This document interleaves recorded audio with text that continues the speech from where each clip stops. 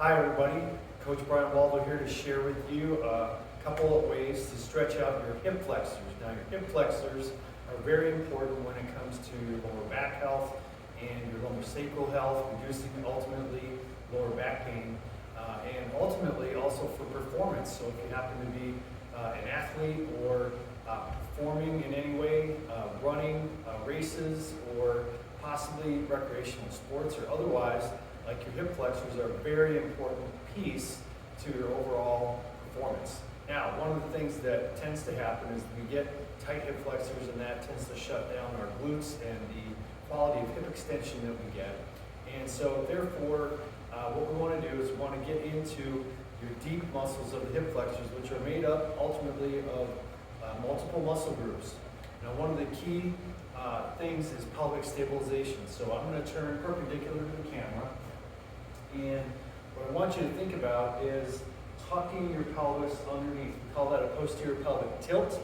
And so what we're going to do is tuck the pelvis under, hold that position as we hold our stretch. You should then begin to feel a stretch in the front of your thigh and right in front of the hip. If you're not feeling that stretch, ultimately you may not be controlling your pelvis well enough, and we need to work more on that first. So what I'm going to begin with is forming that posterior pelvic tilt right here. I feel that stretch coming right up the front of my thigh. And from that position, I'm now going to take my hands and reach straight up, lengthening my body, lifting my chest, and driving my hips through until I've got a nice deep stretch in the front of my hip.